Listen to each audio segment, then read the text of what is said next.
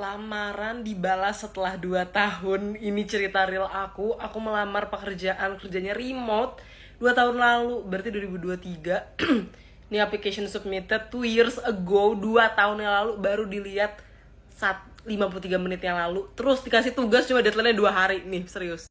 Itu tugasnya jadi kayak pilih gitu. Aku nggak spill perusahaannya apa karena aku nggak tahu kayak gimana, tapi aku sih udah kurang nyaman ya. Bisa-bisanya kamu balas lamaranku setelah 2 tahun dan ngasih tugas deadline-nya cuma 2 hari. Aku dikasih emailnya kayak sore ini 1 Desember dan dia deadline-nya 3 Desember. What? Mari kita ngomongin realita perusahaan kerja remote, oke? Kerja remote, gaji 2 digit, bisa kerja dari mana aja. Kerja remote itu apa, Kak? Sama kayak kerja kantoran, tapi kamu nggak perlu ke kantor. Kau bisa kerja dari rumah, dari Bali, dari mana aja, asalkan tugasnya selesai. Perusahaannya rata-rata di luar negeri, jadi wajib bisa bahasa Inggris. Bisa juga perusahaan di Indonesia, tapi mungkin dari segi gaji cenderung lebih tinggi yang perusahaan luar negeri. Jadi saranku, kalau bisa belajar bahasa Inggris, oke? Jadi gini, perusahaan di luar negeri itu ada macam-macam. Gak semuanya green flag, gak semuanya bagus dan mau mesejahterakan karyawan. Kenapa? Karena pada akhirnya adalah perusahaan itu dibuat supaya ya menghasilkan profit, mencapai tujuan perusahaan yang rata-rata sih ya mendapatkan uang sebanyak-banyaknya, mendapatkan customer supaya mendapatkan uang sebanyak-banyaknya. Dan salah satu hal kenapa mereka mau hire orang dari Indonesia, bisa dibayar murah. Banyak yang udah pada tahu UMR Indonesia semurah apa dibanding sama negara asal mereka yang mungkin dari Australia, Singapura, US, Europe, dan lain-lain.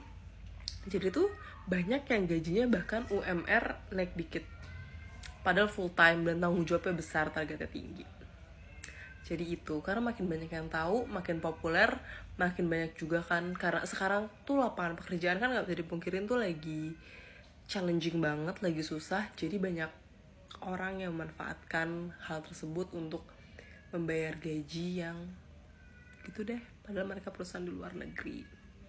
Dan aku dapet kerja remote, dapet gaji 2 digit. Aku selalu bilang bahwa itu penuh perjuangan, penuh pembelajaran, jatuh bangun. Tapi aku mau ngajarin ke kamu dan aku charge untuk kelas aku. Kalau kamu mau ikut silahkan, bisa klik link di bio aku. Kenapa aku charge ya? Karena aku juga belajar ilmunya, aku juga bayar.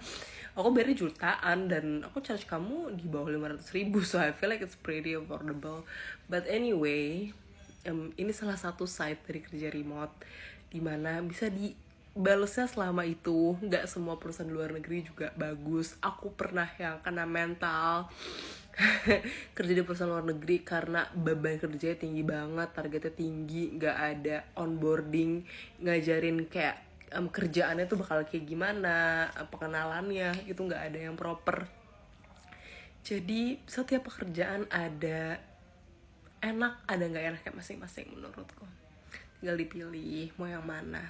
PNS stabil, enak, teratur, tapi seringkali banyak yang mengeluh adalah gajinya kurang.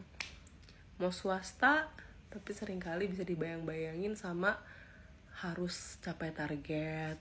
Mau kerja remote kayak aku, bisa kena layoff tiba-tiba. Kerja di startup juga mirip-mirip gitu. Kalau kamu belajar gimana cara buat kerja remote dan dapetin gaji 2 digit kayak aku, boleh banget klik link di bio aku. Itu ikut kelas aku. Thank you so much for watching. Bye bye.